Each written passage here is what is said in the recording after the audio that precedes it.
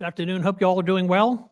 Sorry about the glasses here. I'm just, as I get old, I find out my eyes aren't the same as they used to be when I was a student 40 years ago.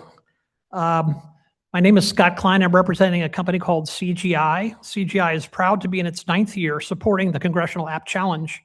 We're equally proud of our very successful, what we call onshore delivery centers, where we locate technology centers in rural communities and areas outside of the large metro areas. So folks like yourself can grow up, go to school, and live and work in the same communities that you've come from, creating high-paying technology jobs in those areas.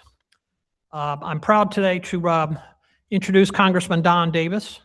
Congressman Davis was born and raised in Snow Hill, North Carolina. He spent his entire life serving the public as a veteran, educator, and elected official. He graduated in 1994 from the United States Air Force Academy and became a commissioned officer in the United States Air Force, where he actively served for 8 years. Congressman Davis returned to Eastern North Carolina to teach national security affairs, military history, and leadership courses at East Carolina University Air Force ROTC Detachment 600. As an educator for over 20 years, Congressman Davis mentored thousands of students like yourself as they completed their studies. Congressman Davis continued his commitment to public service by becoming the youngest mayor of Snow Hill at age 29. Imagine at age 29, you're almost 29.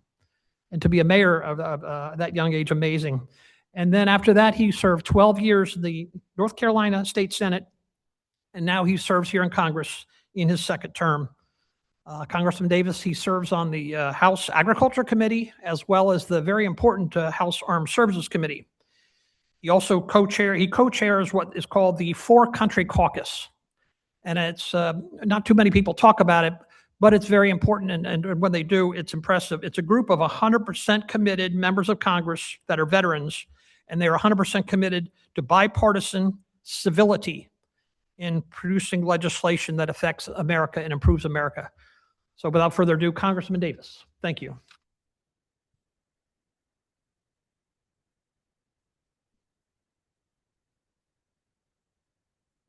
Well, good afternoon. How's everybody doing? Welcome to Washington, D.C. Now, I'm out here looking at all of these bright minds here. I thought I was coming to talk to App Challenge winners, but it looks like we're at a tech conference here or something. And it's so good to see you, bright minds. Welcome from all ends of our United States of America. Give yourselves a hand because you're all winners. Also, I'm going to ask if you can continue on to all those who are pouring their hearts and soul into the Congressional App Challenge program. Let's give them a hand for bringing us here today.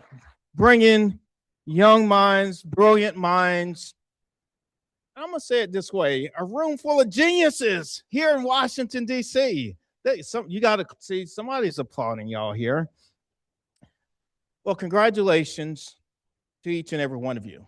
I mean, this is a big deal to compete amongst peers and actually have your apps evaluated and to be selected to come and represent your communities, represent your hometowns, your areas right here in Washington, D.C.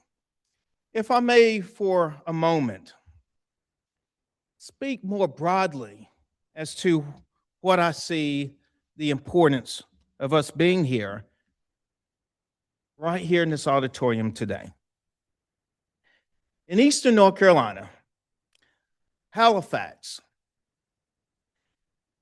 as we are celebrating 250 years of our country, we had 83 delegates that went to the Continental Convention, Congress at the convention. And what they spoke about is the need at that time for independence. These were bold individuals. They were courageous individuals who were willing at that time to take on those in the community, and the first official action that was taken came at that time from North Carolina, these delegates, and they officially put on record the call for independence, our freedom. And that went on to set the pathway for the Declaration of Independence. So when we think in North Carolina, first in freedom. Now, fast forward to just a few weeks ago, when I think about Artemis 2, those astronauts were right here at the State of the Union. I had a chance to speak to them. And they went on to journey, going further than anyone's ever gone in space, around the moon and back home for splashdown. Think about these moments of history for our great country. Moments of celebrating the very fabric of who we are as a country. And when we think then, how do we get people around the moon and back? It takes great minds, great thinkers, great scientists, those who are devoted to science, technology, math, engineering. And then I received the invitation to come talk to you. I want you to think about this for a second. Your being here is not a mistake. It's because you've demonstrated already early on the ability to take an idea, to move that idea into some sort of application, a practice, where it could help someone and potentially change lives. I think about the power through coding, through STEM, to change lives of who we are. Think about this for a moment, if you would. Who would have imagined 250 years later where we would be as a country, and that apps would be truly embedded in the fiber of who we are? Think about this. When TikTok can generate over $3 billion, and then when ChatGPT can now overtake TikTok with more downloads than any other application. I believe you'll hear later from Amazon. What you've done to get you here truly is a reflection of who we are. What's actually sustained us as a country, and more importantly, is your talent, the talent in this room that I must believe that will take us well beyond into the next 250 years and beyond. When I think about who you are in this room, I think about creativity. I think about innovation. I think about problem solvers. Well, guess what? That sounds like a member of Congress, what we need in a member as in Congress. We need more of this. Unfortunately, I'm sure many of you, we can kind of test this out if you want. If you want to raise your hand, how many of us, when we think of Congress, I'm coming to DC, I got this invitation, I mean, these people, all they do is fuss and fight and attack each other. I mean, you can raise your hand and be honest about it. Oh, God, look at these hands going up around the room. Just think about this. The use of creativity to solve problems, real issues that we deal with. Using innovative approaches to realize more efficiencies in our country. And think about this, solving problems. These are the core foundations of what I believe we need, whether it's members of Congress or across our country. So I'm honored to be able to be with you today.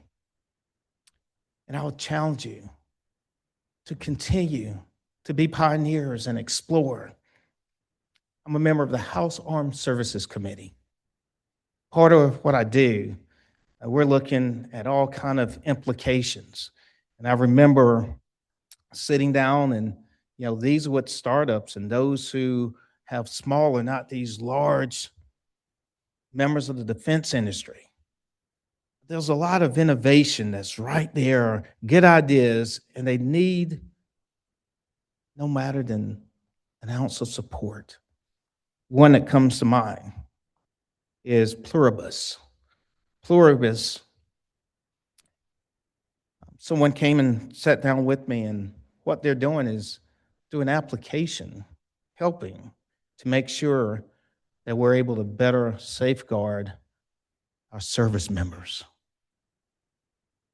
And guess what? It's received support. And it's working. It's working. The point here is you never know where your good ideas, and above all, your brilliant minds will take us.